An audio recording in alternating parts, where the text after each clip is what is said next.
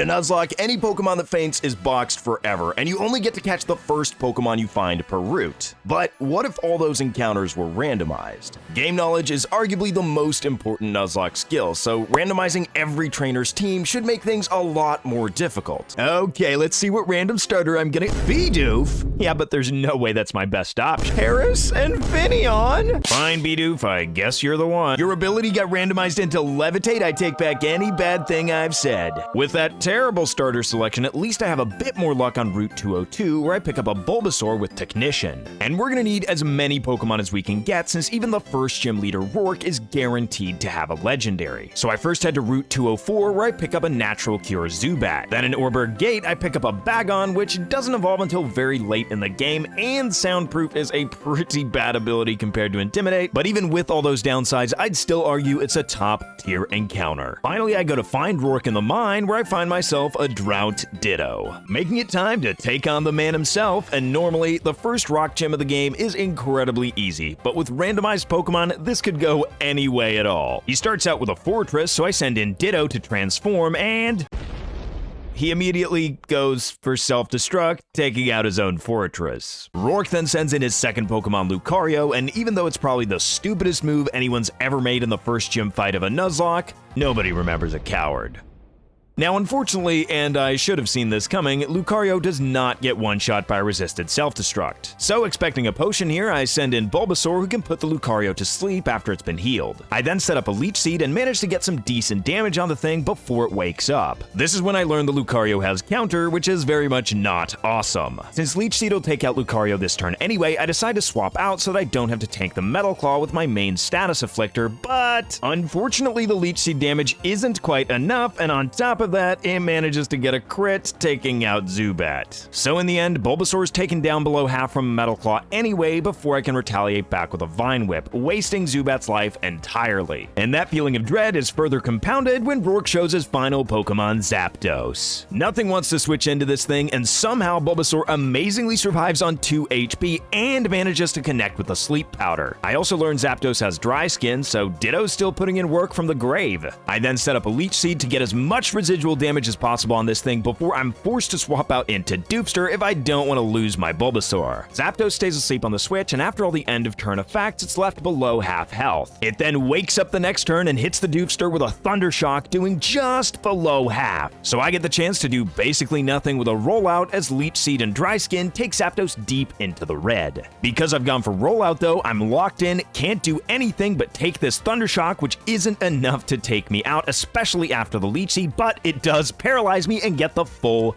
para. Zapdos is, however, still haunted by Ditto, picking up the final KO and granting us the first gym badge. Even though we did lose 2 out of our 5 Pokemon during the fight, Bulbasaur did get to level 16, evolving it into Ivysaur. And shortly thereafter, we can power up Bidoof to its final form at level 15, B-Barrel. Hi, I know it's a little sudden, but would you like to join a group? The Blue Man group, huh? So, you guys need a 4th member, or? Wait a minute, Team Galactic. There's only space in Sinnoh for one blue group. With our team looking pretty thin, we need some new encounters. The first of which being a solid rock Cranidos that I named Butthead. I then head to Valley Windworks, where I pick up a color change Corphish, and in Eterna Forest, I find this sad excuse for eggs, meaning that this time we at least have a full team as we go up against the second gym leader, Gardenia. Or if you count every individual egg, we've almost got a full dozen. Gardenia starts the fight with an Absol as I send in the Doofster, but what she doesn't know is that her Absol is spelling disaster for her. It doesn't really know any good moves at this level, so after setting up a defense curl, I can easily take it out with 3 rollouts. This does mean that I'm locked into rollout whatever she sends in, and unfortunately that's a Regirock, which doesn't get taken out by the 4th rollout. However, it just ends up going for Curse, so it's destroyed the next turn. Now that my rollout is over, of course Gardenia has to upstage me with the evolved form of Butthead, but one simple switch into Ivysaur and we've got the second gym badge in the bag. Now at this point in the run, we do have a team full of 6 Pokemon. However, a lot of them are in their first form and might not evolve until several level caps down the line. So I decide to see what encounters I can pick up in the nearby area, the first of which being a Beldum, which I can immediately evolve into Metang.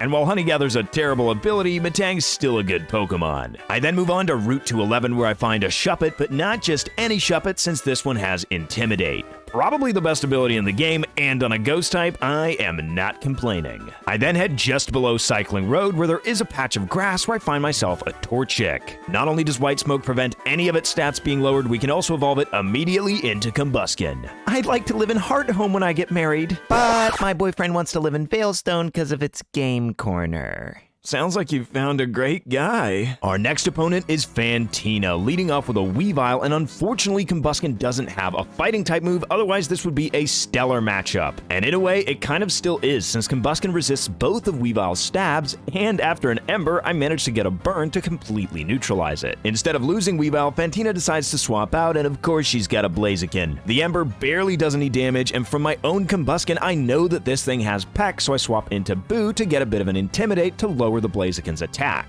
Therefore, expecting it to go for a special move instead, I send in the Doofster, who can resist an Ember with its water type. And going off my own Combuskin, I expected it to not have a fighting type move, so I take a whole ton of damage from a double kick, fortunately not taking me out. I then send in Ivysaur, who with its poison type can at least resist the double kick, and I do have to take a super effective Ember the next turn, but I managed to connect with the Sleep Powder, putting the Blaziken to sleep. I then set up my Leech Seed, which means we've got a pretty good lock on this thing, since when it goes for Ember, I can just swap in Combuskin, and it'll take less damage than I get back from the Leech Seed. It'll then want to go for the super effective Peck, so we swap in the Metang, who can resist it, and once again get all that HP back from the Leech Seed. This means none of our Pokemon have to take a lick of damage as we slowly drain that Blaziken of its life. Weavile comes out again, but we can easily take out the remainder of its health with a Metal Claw. Ah, great, the big bulky ocean god is here. It does seem to be going for Dragon Rush for whatever reason, which we can resist and then go for a Scary Face to lower its speed a bit.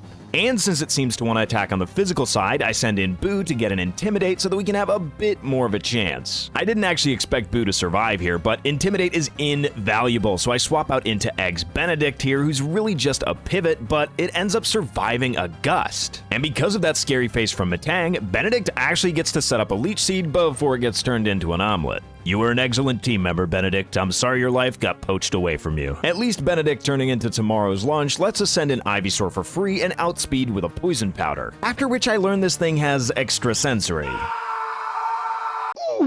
Well, there goes one of our best ways to deal with these overpowered legendaries. So we're gonna have to rely on Metang, who can at least resist all the moves that Lugia has shown us, Extra Sensory, Gust, and Dragon Rush. We then let Leech Seed and Poison do all the work with a bit of chip damage from Metal Claw on the side, until eventually this thing's Chungus health bar is completely drained and we get ourselves the third gym badge. And with another 2 Pokemon lost, we're gonna need to refill the team. So I begin by evolving Corphish into Crawdaunt. Then to find my next encounter, I head to Solaceon Ruins, and it happens to be my second favorite Pokemon of all time, Charmander. And not just any old Charmander, this thing has Drought. And I can of course immediately evolve it into Charmeleon. I wrote some secrets in my email as a reminder. If someone reads it, I'm in deep trouble. Yeah, the punishment for making Cynthia fanfics is death. Our next opponent is Maylene, leading up with a Sceptile that we can immediately take care of with a Sun-boosted Fire Blast. Things then get a lot more problematic when she sends in Heatran, and I really don't want to stay in to take an Ancient Power, so I swap out into Crawdaunt, who gets hit by a Metal Sound. This is a huge problem since I don't want to swap anything but Metang into an Ancient Power, and it would just get destroyed by a Sun-boosted Fire Fang, so I stay in and use a very soft Bubble Beam in the Sun, and then promptly get hit by an Ancient Power, which Carl somehow ends up surviving, even though it's gotten metal sounded and has some of the worst special defense in the entire game. To add to Carl's miserable suffering, he gets afflicted by Poison Point right before getting totally obliterated by another Ancient Power. Despite its face, Crawdaunt wasn't exactly the star of the show. This at least allows us to send in Combuskin for free, who gets hit by an Ancient Power to less than half health, and while a Fire Blast isn't enough to take it out, once we survive the second Ancient Power, Heatran goes bye-bye. Like everyone else, of course Maylene has to flex with one of my Pokemon but better, so I swap back out into Charmeleon and send that thing to the junkyard with a Sun-boosted Stab Fire Blast. Then to pick up a 6th Pokemon, I head south of Veilstone towards Pastoria, where I find a Gibble. But since it evolves so late, I add Butthead to the team instead, evolve it into Rampardos, and easily take care of Barry. And since the level cap is now at 37, we have a lot of team upgrades we can make through evolutions. Charmeleon into Charizard, Combuskin to Blaziken, and Shuppet into Banette. Before it's time to take on the 5th gym leader, Crasher Wake, who as always makes a very strong first impression by sending in a Celebi. However, we've got the Charizard to counter it.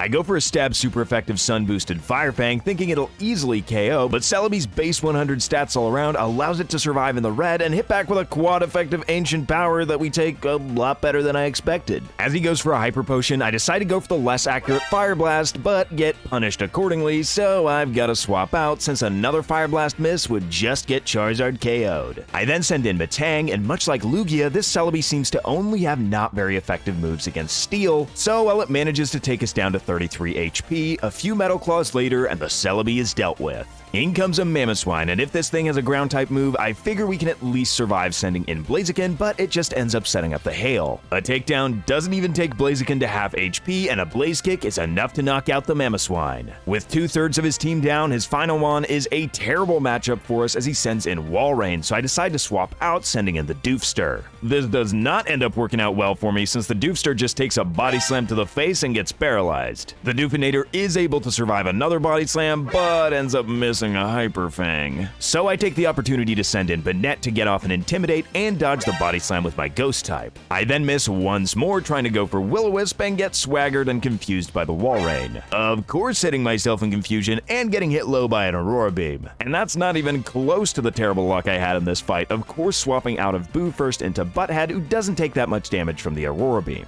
Butthead is then outsped and hit by a Swagger, and you guessed it, hurts itself in confusion. And this chain of events unfortunately leads to Butthead's early demise. So far, I'm pretty bummed that my luck has been this terrible, but it can't get worse from here, right? I send in Blaziken and fire off a Blaze Kick, which does a bit less than I'd hoped for, just slightly under half, so my second one takes the Walrein down into the red. This of course means that Wake is going to go for a Hyper Potion, allowing me to get off a free Blaze Kick, taking the Walrein below half this time. I then don't end up getting his higher roll, however, and leave Walrein with a Sliver as it takes me down to 5 HP with another Aurora Beam. All I need is one more hit to take this. Are you kidding me? That one was kind of my own fault. I should have gone for any move that was 100% accurate, and it ended up costing me my Blaziken. What a terrible fight. At least we've got Bullet Punch on Metang to finish off the fight and get ourselves the 5th gym badge.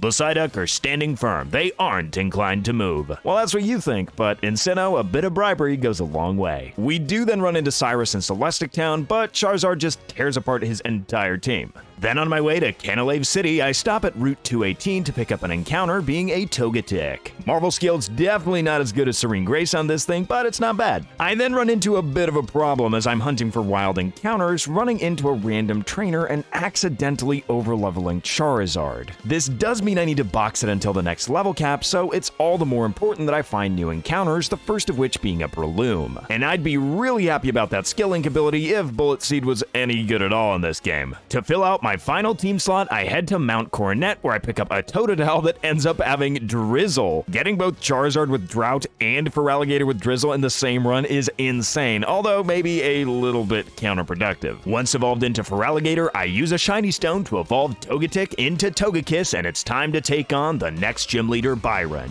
He starts by sending in a Flygon, and I lead with my newly acquired Breloom. He starts out with a Stab Dragon Claw, hitting Joey to just above half health as a Seed Bomb hits the Flygon to just below half. Byron then curiously withdraws his Flygon, sending in a Ho-Oh, but it gets so much worse when it shows me it's got Drought. It's safe to say my quad-resisted Seed Bomb barely does anything to this thing. I'm expecting to get obliterated by a Fire-type move here, so I swap into Spike, who can set up the rain and therefore take a lot less damage from the Fire Blast. Unfortunately though, Ho-Oh is both faster and has Sunny Day, so my incoming Surf, it doesn't do too much damage. I then swap into the Doofster to see if I can take a resisted hit well, but it does just barely over half, so I'm not going to be able to stay in. So I swap back into Spike, and if I'm able to keep this up, this thing won't have any Fire Blast left, wasting its third Fire Blast, not doing too much damage against Spike. I then know it's going to want to go for Sunny Day so that I do less damage, but it's a free pot shot I get in, taking the Ho-Oh below half. And as an unfortunate consequence of me trying to waste this Ho-Oh's PP, Joey has to fall to the 4th Fire Blast. This way, I can get in Scrambled for free without it taking any damage and take out the Ho-Oh with an Air Slash. That's one huge problem out of the way, but we still have to deal with his Flygon. However, since Togekiss is at full health, we can easily tank a Dragon Claw, doing about 30% to us, and an Air Slash is enough to to finish off the Flygon, leaving Byron with his final Pokemon, a Gengar, which immediately puts Togekiss to sleep. However, since Togekiss is a normal type in this generation, I'm expecting it to go for a Dream Eater to do damage so I can swap into the Doofster. And since I don't have a lot of great held items at this stage in the game, I've just been equipping random berries to my Pokemon, and Doofster works out perfectly with its Chesto Berry in this case, allowing it to fire off a Yawn.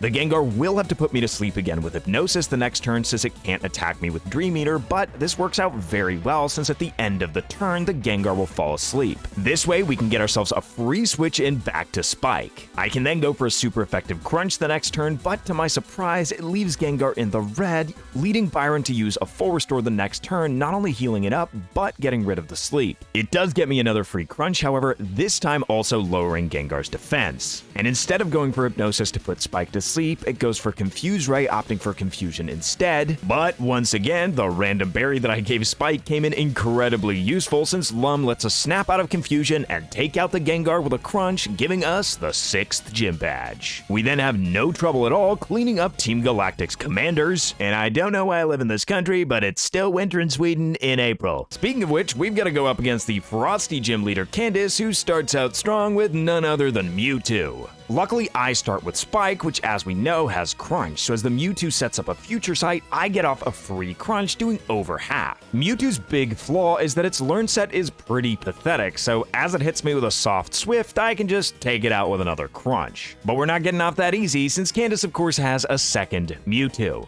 And this time, I'm not as free to just go for the Crunch since there's a Future Sight incoming. And because this Mewtwo is 2 levels higher, it does have Psycho Cut, which barely does anything to our Steel and Psychic type Metang. And for whatever reason, the Future Sight failed, so the Mewtwo tries to set up a Future Sight again, giving me a little bit of chip damage with Metal Claw. I continue chipping away as much as I can until I take the Future Sight attack, which actually does a lot of damage, so I've got to swap out back into Spike. The Mewtwo then of course just sets up another Future Sight and goes for a Psycho Cut the next turn, taking me below half health, but allowing me to take it out with a Crunch. With 2 Mewtwo's out of the way, what else could she possibly have? Oh great, a Latias. Not only is this thing faster, but we also have to deal with the Future Sight in a few turns, so I swap into my best special defender Togekiss to tank the Mist Ball. It doesn't do a lot of damage, but the Future Sight at the end of the turn really stings. Latias then hits another Mist Ball, which ends up getting a critical hit that I survive on just 7 HP and miss my Air Slash.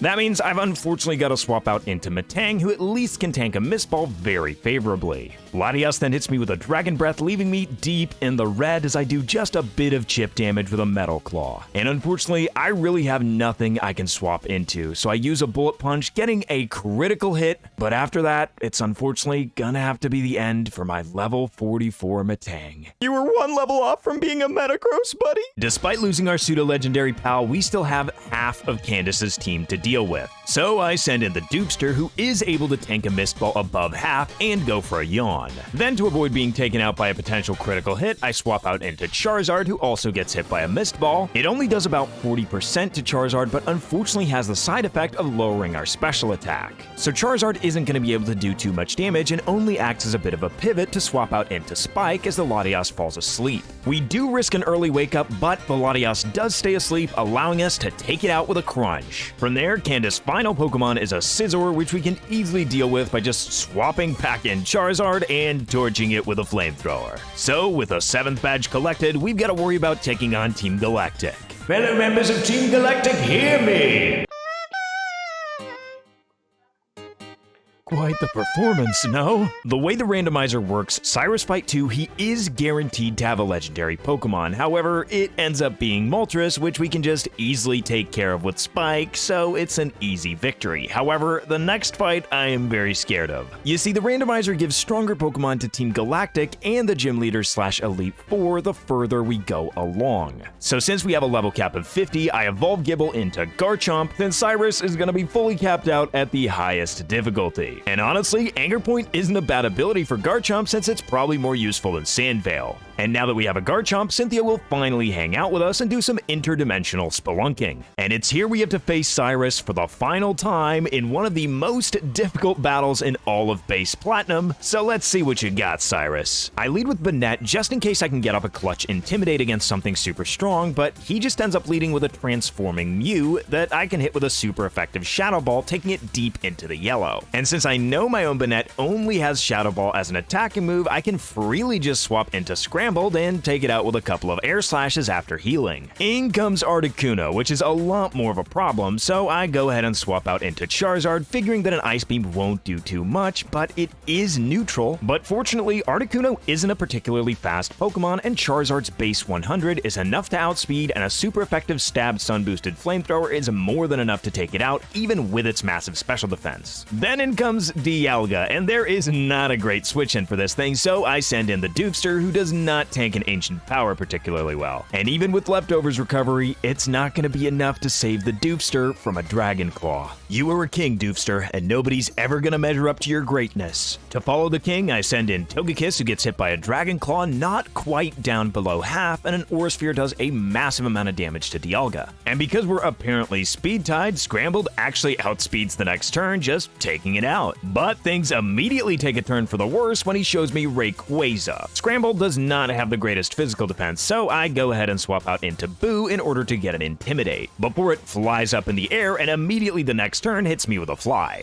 Now even at -1, Rayquaza's base 150 attack is massive, but Boo actually manages to survive on 3 HP and hit its Will-O-Wisp this time. Since Banette's actually allowed to live, I go ahead and swap out into Sharknado as the Rayquaza once again goes for Fly. And since Garchomp is faster than Rayquaza, I decide to not waste the turn and go for a Swords Dance before it can hit me with a Fly. This is definitely overkill since Garchomp has a massive attack stat, but at least allows us to take out the Rayquaza the next turn with a Dragon Claw. Finally, Cyrus has a Feraligatr of his own, and since Garchomp is almost at full health, I decide to just send a Dragon Claw, which isn't quite enough at +2 to take out the Feraligatr, going for an Agility. From there, of course, Cyrus uses a Full Restore, and another Dragon Claw brings the Feraligatr down into the red. But from there, it decides its best course of action is to just go for Screech, allowing me a swift victory, and I'm very glad that we've beaten Cyrus. With the unfortunate loss of B-Barrel, we need a new encounter, and I find this No Guard Ghastly, which is probably why Byron's Gengar kept hitting those Hypnoses. After evolving it into Gengar, I go to Sunyshore City to take on Volkner. But the randomization process didn't exactly do him any favors, giving him a team that I could easily just knock out by swapping around my Pokemon strategically. So I moved on towards Victory Road, but just outside, I end up getting an encounter, picking up a Gliscor. This thing's one of my favorite Pokemon of all time, and with adaptability, it's going to be super strong, so slapping a Choice Scarf on this thing is probably going to be a good option. I then bring Croissant out of the box to evolve into Salamence. And so to the Elite Four I'm bringing Spike the Feraligatr with Swords Dance, Crunch, Ice Fang, and Waterfall. Raw, the Sun God Life Orb Charizard with Air Slash, Solar Beam, Fly, and Flamethrower. Scrambled, my Choice Specs Togekiss with Air Slash, Aura Sphere, Flamethrower, and Extreme Speed. Croissant, the Soundproof Salamence with Thunderfang, Crunch, Fire Fang, and Dragon Claw. Focus Hit, the No Guard Gengar with Shadow Ball, Hypnosis, Focus Blast, and Thunder. And Scorpio, the Choice Scarf Adaptability Gliscor with U-Turn, Aerial Ace, Ice Fang, and Earthquake. And so, the Elite Four Gauntlet begins versus Aaron. And I've had a lot of crazy things happen in a randomizer, but this has gotta take the cake. Or in either case, take the quake. You see, I led with Gliscor to have the option to swap out with a Scarf U-Turn, but all of Aaron's Pokemon ended up being weak to Earthquake. But I'm not going to complain about the easy W, meaning the real first challenge of the Elite Four is versus Bertha. I once again lead with Gliscor, but this time around my matchup is a lot worse versus Gyarados. Particularly against Drizzle Gyarados, which could easily take me out in one shot with a Hydro Pump, so I U-turn out with Gliscor into Croissant. That way I can resist the Hydro Pump, and coming off of Gyarados' special attack, it's not that impressive, and I can retaliate back the next turn by taking it out with a quad-effective Thunderfang. Bertha then sends in a soundproof Salamence of her own, but since I've got 5 levels on the thing, I can easily knock it out with a single stab super effective Dragon Claw. I run into more of an issue when she sends in Latios, which I definitely can't outspeed, so I've got to swap out into Scrambled. I take a Dragon Pulse on the switch, but it doesn't do half, so I stay in and take another Dragon Pulse just to get a bit of damage on this thing since it's a massive threat, and Air Slash ends up doing about half. I stay in to tank another Dragon Pulse, which I just barely survive on 17 HP, and another Air Slash takes out the Latios. Oh, not Lugia again. This thing's a massive problem. It's got amazing bulk and powerful stab moves like Aeroblast on top of that. In fact, after taking 2, Spikes gets down to just 20 HP before he's able to fight back with a Crunch. It does a pretty unsatisfactory amount before I get paralyzed by Lugia's static.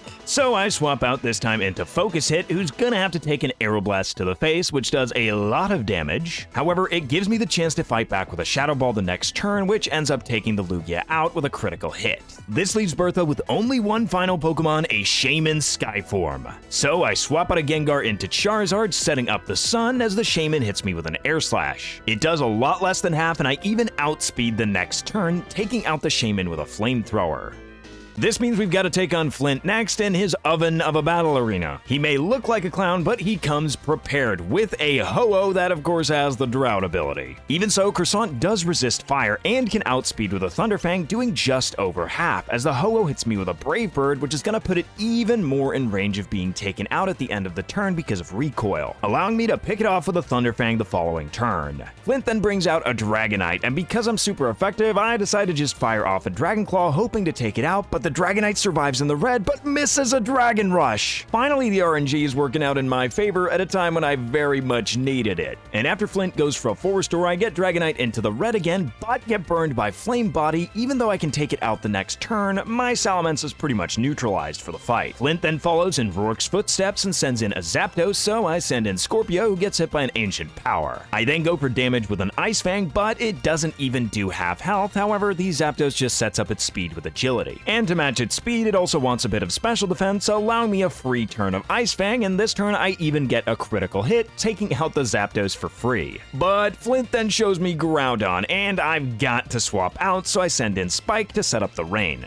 Groudon then goes for a Bulk Up, which is incredibly bad since it fires off an Earthquake the next turn, and I thought 100% that Spike's a goner here. However, he ends up surviving on 21 HP, able to fire back with a Waterfall, which isn't going to do too much even in the rain because of that Bulk Up. So hoping and praying that Groudon goes for another Earthquake, I swap in Raw to set up the Sun and can dodge the Earthquake with my Flying type and promptly take out the Groudon with a Solar Beam the following turn. This leaves Flint with one final Pokemon, Electrode. And not wanting to be the victim of an electric attack, I swap into Scorpio when...